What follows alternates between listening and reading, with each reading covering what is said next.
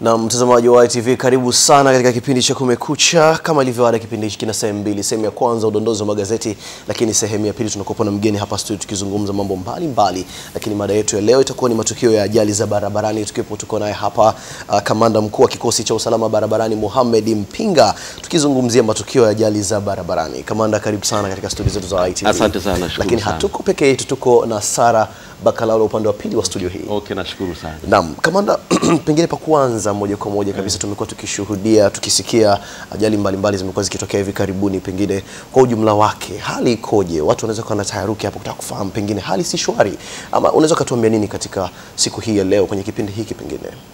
Kwa kweli hali sio nzuri, no. Hasa tukizingatia matukio ambayo yametokea hivi karibuni, na hasa tukiangalia ile tukio ambalo limetokea mkoani Singida Manyoni katika kijiji cha Maweni, ambapo tulipoteza takriban watu 30. Kwa hiyo hali kwa kweli sio nzuri, na jana nilikuwa najaribu kuangalia hata takwimu kwa kipindi cha wiki 3, kwa maana toka tarehe 20 mwezi wa 6 mpaka tarehe 10 mwezi huu wa 7, kipindi hiki cha wiki 3 ni kipindi ambacho kwa kweli tumeona matukio mengi sana ya ajali mbaya, na takwimu zetu nimeangalia, nimeona kwamba zimetokea ajali karibu 234, zimesababisha vifo vya watu 211 na majeruhi 379. Sasa utaona kwamba idadi ya watu waliokufa ukipiga mahesabu watu 211 kwa siku 21, ina maana kwa wastani kwamba tulikuwa tunapoteza watu 10 kila siku. Ni idadi kubwa sana watu ambao wanapoteza maisha. Kwa hiyo kwa kweli matukio haya yametusikitisha kama jeshi la polisi na wadau wengine, na hasa kupoteza watu wetu wa Tanzania ambao walikuwa wanakwenda katika shughuli mbalimbali. Kwa hiyo kwa kweli katika kipindi hiki cha wiki 3 na mpaka sasa tumeshuhudia ajali ya mwisho ya mkoani Mbeya, bila shaka nakumbuka pale Mbalizi, ilienda kuparamia magari karibu 4 na ikasababisha watu wakapoteza maisha. Kwa hiyo kwa jumla kwa kweli hali sio nzuri sana, na sisi tumeendelea kujipanga kwa kweli. Pengine katika tafiti ambazo mmekuwa mkizifanya kwa kipindi hichi cha miezi cha wiki 3 takribani, nini hasa pengine kimekuwa kikisababisha kutokea kwa matukio haya ya ajali za mara kwa mara pengine na kusababisha tunapoteza idadi kubwa ya watu? Kwanza kabisa ukiangalia matukio yote haya ambayo yametokea ni makosa ya kibinadamu, na hasa uzembe wa madereva ambao walikuwa wanaendesha bomba ya moto. Labda unaweza kusema ile tukio la mwisho la Mbeya ndio sasa linakwenda katika kundi la pili la ubovu. Naam. Kwa sababu pale brake ilifail, akaenda kupalemea magari pale Mbalizi. Lakini matukio mengine yote haya kwa kweli imekuwa ni uzembe mkubwa sana wa madereva. Ukianza hata na ajali ambayo imetokea pale mkoani Morogoro, maeneo ya Dakawa pale, ni kwamba ajali ya kwanza ilitokea pale. Kuna malori mawili ambayo yalipata ajali, gongana pale. Naam. Yakawaka moto, kulikuwa kuna tenka pale. Kamanda alikuja pale na arati wake, wakashughulikia na magari wakayasogeza pembeni kidogo. Lakini usiku likaja basi la OTA, inasemekana lilisimamishwa, lakini likagonga ile magari, tukasababisha watu 6 wakafariki. Licha ajali ya kwanza ambao walikuwa wamefariki watu 11. Naam. Lakini tatizo lilikuwa la yule dereva kwanza kutofuata ishara, ambapo alisimamishwa, tukapoteza maisha watu. Lakini ukiangalia ajali mbaya hii ya mwisho ya Manyoni kama nilivyosema, tukapoteza watu karibu 30.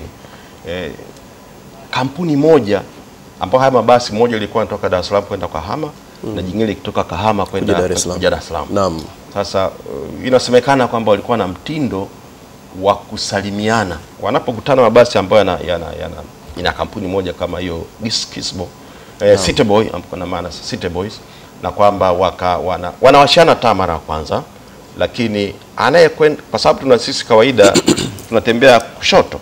Naam. Sasa nasikia wao yule anayekwenda kushoto anaenda kulia, na yule anakuja kushoto. Kwa hiyo wanapishana kiaina, kila mtu na njia ambayo kwanza ni kinyume cha sheria ya usalama barabarani.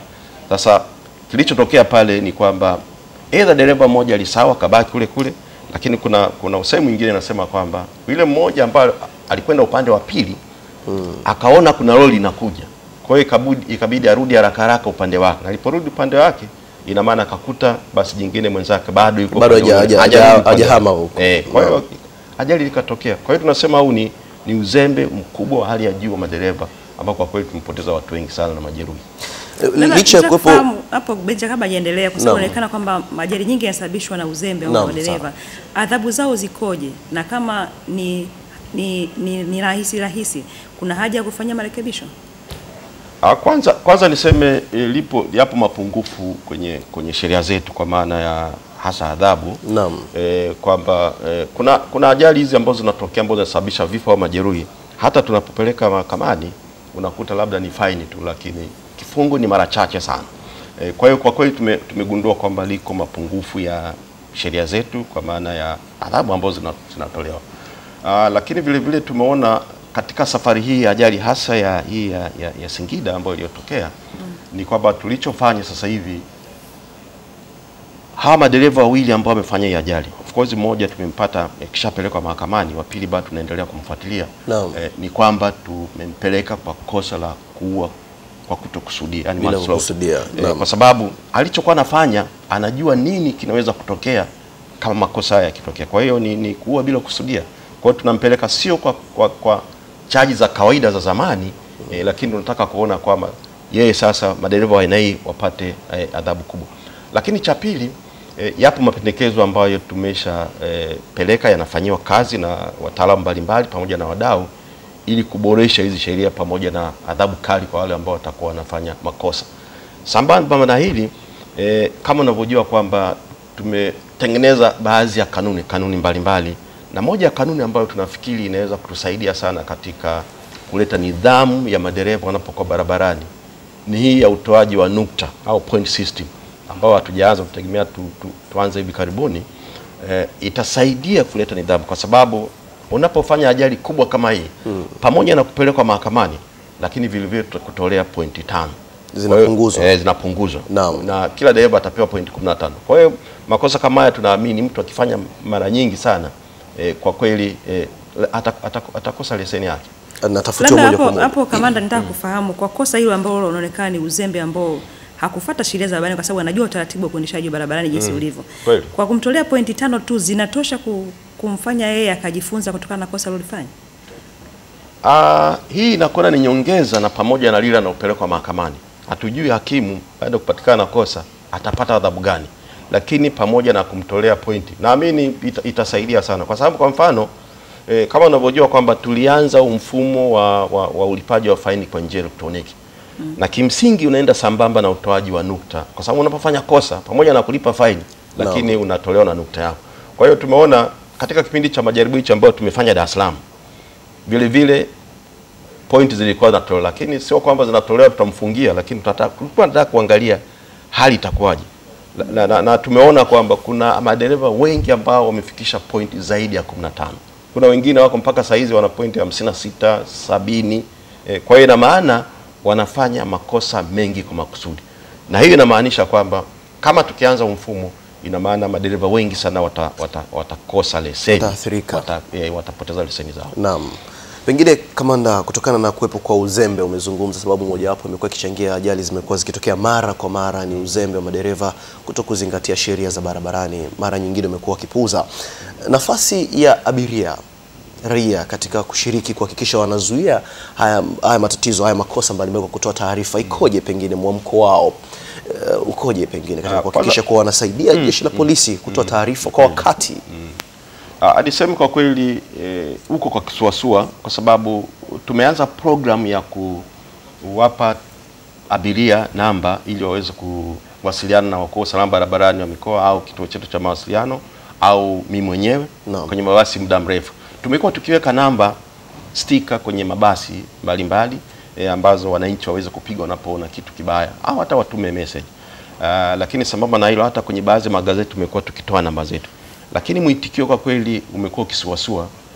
Hata nyinyi ITV bila shaka mnakumbuka kila baada ya taarifa habari huwa kuna namba ambayo unatoa 0758 00555 ile ambao wananchi wanatakiwa kuitumia wanapoona maisha yao yanahatarishwa wanapokuwa barabarani. Lakini kwa kweli liko kiwango chini. Ingawa tunaweza kusema kwa sasa kwa tathmini ambayo nilizofanya baada ya tukio la Singida, tukasema sana tumeona sasa kwa kweli watu wanaitikia, wanatupa taarifa sasa. Utaona kwa mfano huu utaratibu wa kusalimiana kama ambapo walikuwa wanafanya City Boys. Ni utaratibu ambao wamekuwa kiufanya muda mrefu. Tunasikia, lakini wananchi hawasemi, abiria wako kule hawasemi, lakini waone kwamba hii ni hatari, kwa sababu tunaposema hizi near misses tusiziache kwamba tumesave mahali basi tukaacha kwa kuwa kwamba tutafika salama. Hapana, ni lazima tutoe taarifa ili tuweze kuchukua. Kwa hiyo taarifa kama hii tukaweza kuipata, na kama nilivyosema kwamba wananchi wanaanza kubadilika. Kwa hiyo tunashukuru taarifa, ni mimi nilikuwa nikipata na wenzangu, maafisa wenzangu wamekuwa wakipata nyingi, lakini sasa hivi cha kufurahisha nimeona siku 2-3 hizi 4 hata sasa hivi madereva maroli wamekuwa wakinipigia wakiona basi lina overtake vibaya, wananipa taarifa. Watu wa mabasi, madereva wa mabasi wamekuwa wakinipigia simu kwamba lori fulani limefanya 1 2 3, lakini wananchi nao wameanza kupiga simu. Kwa hiyo tunaona mwamko unakuja, unaimarika siku kwa kweli. Hili ndio litatusaidia sana katika kudhibiti hizi ajali za barabarani, kwa kutoa taarifa mapema na sisi jeshi la polisi tuweze kulifanyia kazi. Licha ya kuwepo kwa kampuni hiyo ya City Boys, pengine na makampuni mengine yamekuwa yakifanya tabia kama hizi ambazo zimekuwa zikifanyika kwa madereva wale wawili waliosababisha ajali kubwa, na pengine na mmechukua hatua gani katika kuhakikisha sasa makampuni mengine ambayo yamekuwa mkisikia kihusika katika kufanya hiyo tabia na kuzuia pengine tabia hizo zisiendelee? Jitihada zenu pengine nyinyi kama jeshi la polisi, kikosi cha usalama barabarani, zimefikia wapi kuhakikisha kwamba mnatokomeza kabisa tabia kama hii? Tumekuwa tukisikia baadhi ya makampuni lakini baada ya tukio hili la City Boys, na mimi nilitoa press nikatoa onyo kwa madereva ambao watakuwa na mtindo huu au makampuni ambao na utaratibu huu, kwa kweli tutachukua hatua kali sana. Na nimeomba wananchi popote wanaposafiri na hivi vyombo vya moto, wakiona tabia kama hii watuambie ili tuweze kuchukua hatua. Lakini mpaka sasa sijawahi kusikia au kupigiwa simu au kupata taarifa kwamba bado kuna kampuni inafanya hivyo. Na mimi nichukue nafasi hii kwa kweli kutoa onyo kali tena kwa makampuni au madereva ambao watakuwa na mtindo huu. Labda niongeze tu kwa kusema kwamba wananchi, abiria waendelee kutupa taarifa wanapoona maisha yao kwa kweli yanahatarishwa wanapokuwa barabarani. Kamanda, labda kuna ile sheria ya kusafiri usiku, tutoa mfano wa hiyo ajali umesema imetokea huko Dakar ambayo basi ilisimamishwa na ikasababisha pia ajali. Hii sheria bado ipo? Sio sheria, ni maelekezo kwamba mabasi yatakiwi kutembea zaidi ya saa 6, na kama nilivyosema ili basi lipata ajali kwenye saa 7 usiku. Inawezekana kwa mfano kituo kikubwa cha mwisho tunaweza kusema labda ilikuwa Dodoma. Na Dodoma walipofika inawezekana labda ilikuwa 3-4, kwa hiyo ina maana labda waliruhusiwa kidogo, kwa maana wakalale labda au Kibaigo kwa mfano.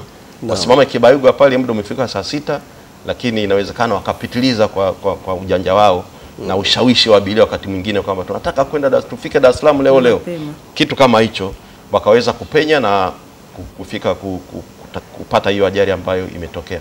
Kwa hiyo niseme wakati mwingine madereva wanafanya mbinu, lakini kuna wakati mwingine abiria wanashindikiza kwamba waende tu ili wahi kufika asubuhi. Usiku wote waendelee kusafiri, kitu ambacho kwa kweli ni hatari sana. Naam. Kamanda, tukitazama kuna lile swala la tochi pengine bado linaendelea, ama swala la tochi limekuwa kidogo ikopo ni nguvu ya soda? Maana hizi ajali zimekuwa zikitokea, wengine wamesema pengine spidi zimekuwa ziko kubwa zaidi. Nafasi ya askari wa usalama barabarani pale ipo wapi katika kuhakikisha sasa wanazuia hizi spidi zisiwe kali? Tochi zinaendelea, tochi bado zipo, na labda nisisitize tu kwamba na watu wamekuwa wakifikiri kwamba labda askari wanafanya kinyume au ndivyo sivyo. Wanapovaa kiraia wanakaa pembeni wanachukua spidi, kwamba tumeagiza kwamba wavae kiraia. Na jana kuna mtu mmoja alikuwa ananipigia simu, alishangaa kuna askari ambaye alikuwa na baskeli amevaa kiraia lakini alikuwa na tochi, akamkamata. Baadaye uliona baskeli pale ulipopita? Tochi ndio ilikuwa pale. Akaonyeshwa spidi yake, akaona kweli, akalipa. Kwa hiyo lengo ni kutaka kudhibiti mwendo kasi katika barabara kuu hizi zote, na hilo ndio tunalifanya na mimi niseme limetusaidia sana katika udhibiti wa mwendo kasi, hasa mabasi hata na magari madogo. Kwa hiyo tunaendelea nalo, ingawa zipo changamoto ambazo zinajitokeza. Kwa mfano labda anaweza kupigwa tochi mahali ambapo tochi hiyo iko mbali, anapoambiwa spidi yake anaweza kabisha. Ni kweli lazima aonyeshe ushahidi. Sasa ile tochi kuitoa kwenye pointi kuileta pale, wakati mwingine inachukua muda, kwa maana askari yule ameenda kuwekwa tu pale alafu akarudi. Lakini vile vile ni riski hata kwa askari kama eneo mengine kuna nyoka na kadhalika. Lakini lengo letu tunataka kuona kwamba tunadhibiti mwendo kasi. Kwa kweli naweza kusema tochi zimesaidia sana. Bado utaratibu ni ule ule wa kujificha ama kuna namna ambao umekuwa wa kujificha bado utaendelea kwa sababu tumeona ni mbinu ambayo inatusaidia. Vinginevyo ukiziweka askari wakavaa uniform wakakaa kaonekana, madereva wanakuwa wanawasha taa. Bila shaka wewe shahidi umeenda kwa barabarani na wananchi kwa jumla wanawashana taa kwamba mahali fulani kuna tochi. Kwa hiyo sehemu nyingine ambapo wanahakika hakuna tochi, kwa hiyo wanakimbia sana. Hata sasa hivi kuna baadhi ya maeneo ambayo sisi hatuwezi kuweka tochi, labda polini sana, labda sehemu ndani sana.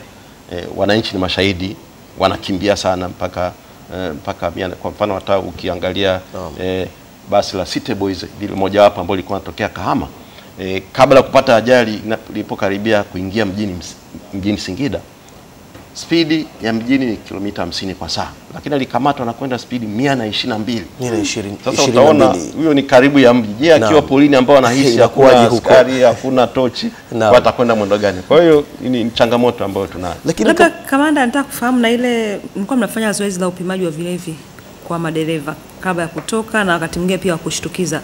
Hii zoezi linaendelea? Hili zoezi linaendelea, lakini tumepata changamoto moja kwamba hivi vipima ulevi tulivyokuwa navyo, unajua vipima ulevi lazima linafika kipindi lazima ifanywe calibration tunaita, kwa maana kuviweka sawa viweze kutoa vipimo sahihi.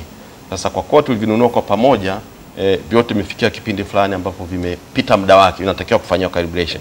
Kwa hiyo tunawasiliana na wale ambao walituagizia quality group, ambao wale sasa hivi wanavifanyia calibration vifaa hivyo, na karibu ya 50% tayari vimeshafanywa calibration, kwa maana kwamba upimaji wa ulevi kwa madereva baadhi ya maeneo unaendelea, lakini tutaendeleza zaidi kupima ulevi baada tukapata vifaa vyote ambavyo vitakuwa vimefanywa calibration.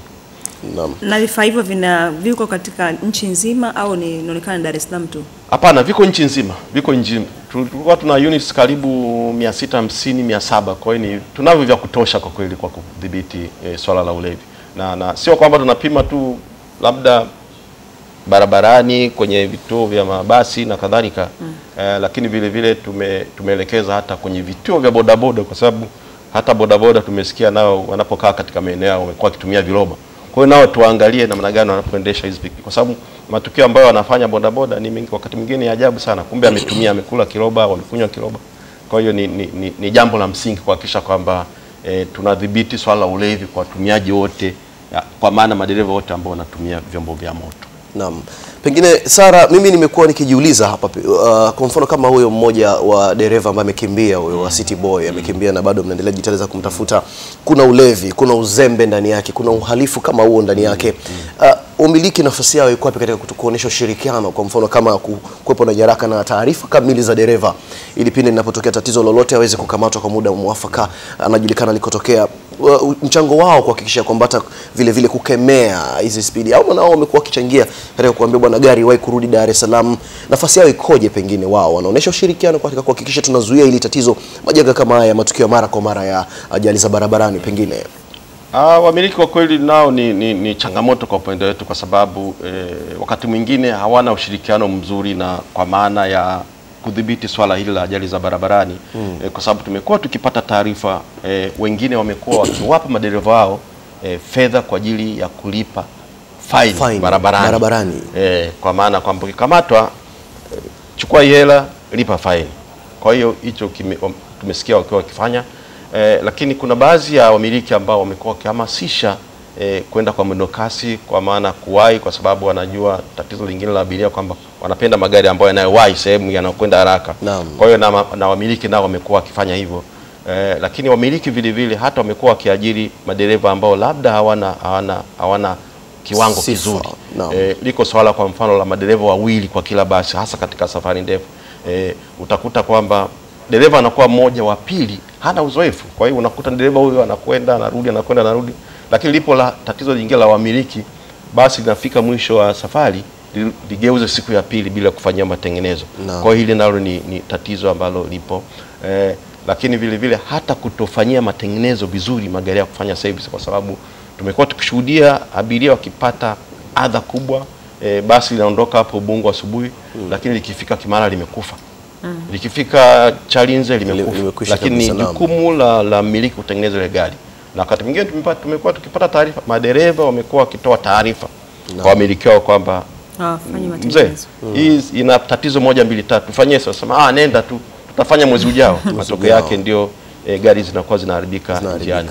Na katika tukio la hili la haya tukio hasa la haya itokea hivi karibuni, labda niongezee tu kwamba tunachofanya sasa hivi, wamiliki hawa mabasi haya ambao wamefanya ajali hasa City Boys, Ota na kadhalika, sasa hivi tunawaita kituoni kwetu pale kwa ajili ya kufanya mahojiano, kwa sababu tumeona sio kila siku tunakuwa kwa dereva tu, lakini mmiliki naye kama ulivyosema ana nafasi gani?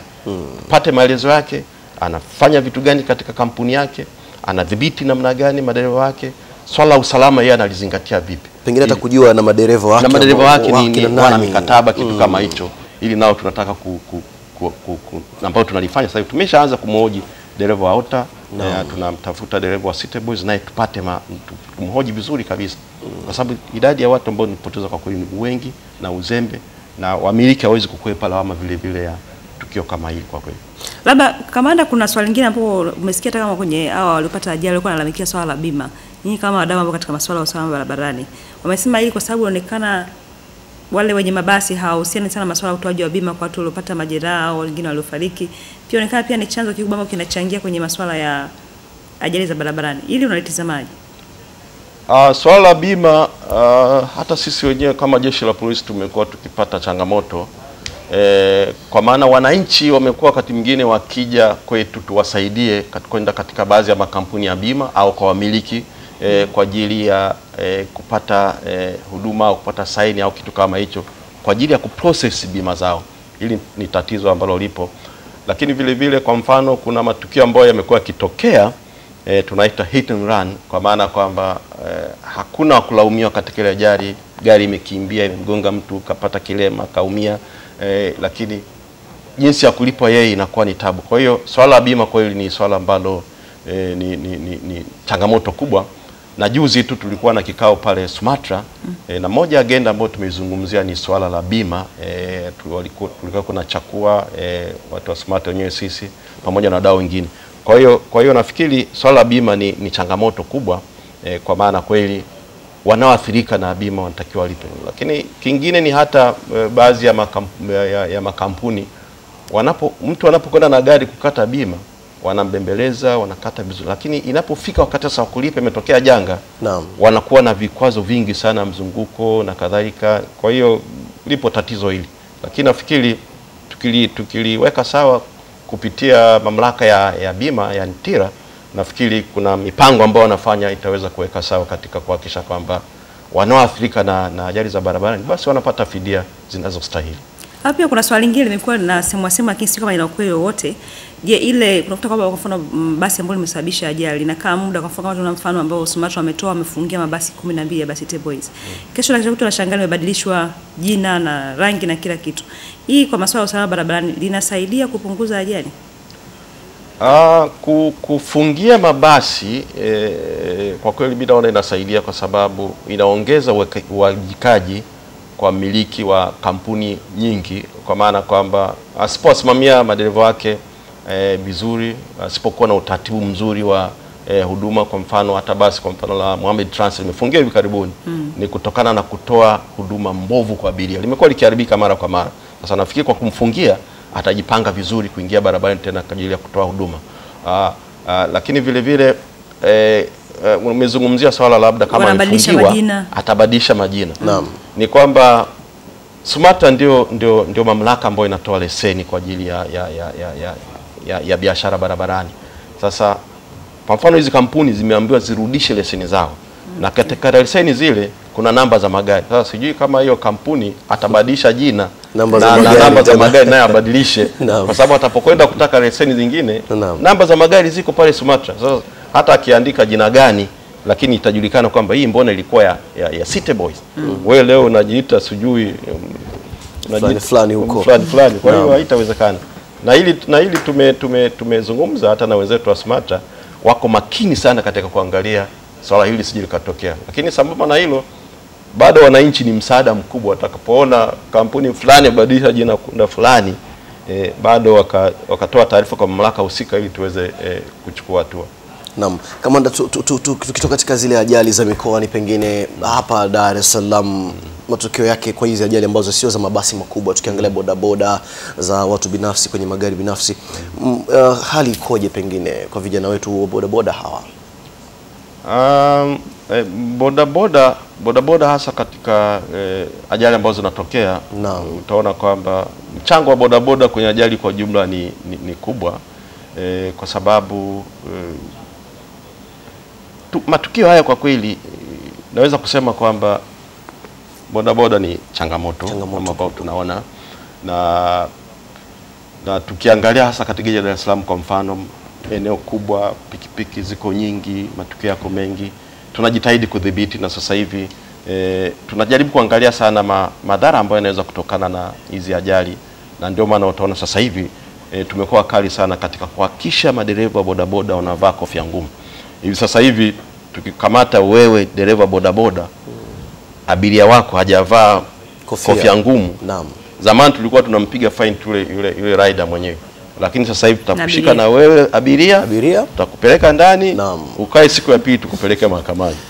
Kwa hiyo ni muhimu sana kuona kwamba hata wewe pamoja na abiria uhakikishe unavaa kofia ngumu. Kama hiyo pikipiki haina kofia ya pili, basi ni bora usipande. Kamanda, kofia hizo unazozungumzia ni zipi? Maana kuna kofia zingine ukizitizama unaona kama zile za mhusika na masuala ya ujenzi, yani zimekaa design yake zina kama kofia kawaida tu hivi sana, kwamba ifuniki kitu kizima. Na umesema kofia ngumu, weka vizuri kidogo kamanda, ili watu waweze kutambua. Pengine mwingine anaweza kaisi kofia tu ya kawaida imradi iwe ngumu tu, lakini ipi hiyo pengine? Kofia ngumu ni Kiswahili cha helmet, lakini ugumu ina maana ni pamoja na ubora wa kofia. Ni kweli kama ulivyosema kwamba ziko kofia maalum kwa ajili ya ujenzi, na kama ikiwa kwa ujenzi haina maana kwamba zitumike sa barabarani, na shirika la viwango la taifa limeshatoa hata viwango vya kofia ngumu au helmet ambazo zinatakiwa kuvaliwa na wapanda pikipiki, na wanapokwenda kununua kwenye maduka hayo, naamini kwamba hata TBS mara nyingi wamekuwa kitembelea kwenye maduka kuhakikisha kwamba zile ambazo zinaletwa katika maduka ni zile ambazo zina viwango vinavyokubalika. Kwa hiyo kama mtu kavaa ile kofia ya ujenzi, kwa kweli anafanya makosa. Tumeona shuhudia hata wengine anavaa eti kofia ya wavuavu. Sasa kuna zile kamera za mwingine yani havai kama inavyopaswa kuvalika, mwingine anaegesha tu kichwani pale. Labda mnapokuwa kuna maelekezo mengine yoyote ambayo wanapewa, bwana hii unaovai haifai, au pamoja na kwamba japokuwa inaonekana yule abiria kavaa na dereva kavaa, basi anaonekana wanapita? Sambamba na hilo Sara, sambamba na hilo kuna mimi nadhani pengine hakuna adhabu kali inayotolewa, pengine na watu wamekuwa wakipewa maonyo tu ya kawaida madogo, ndio maana matukio yamekuwa kijirudia pindi wanapokuwa wanakamatwa. Kuna utaratibu gani ambao umewekwa na jeshi la polisi kuhakikisha sasa mtu anaona kabisa nisipovaa kofia ama nikikamatwa sina leseni? Tunaona vijana ni wadogo kabisa, wengine wanabeba abiria. Utaratibu upi umewekwa kuhakikisha kwamba wanadhibiti hiyo hali sio kujirudia? Maana imekuwa kama umeachiwa sasa, anapewa tu kwamba bwana mtumie kofia, lakini mtu unakuta leseni hana mafunzo ya dereva kubeba abiria kwa pikipiki. Utaratibu ukoje pengine hapo? Swala kwanza ni swala la elimu. Kwa mfano hata anapo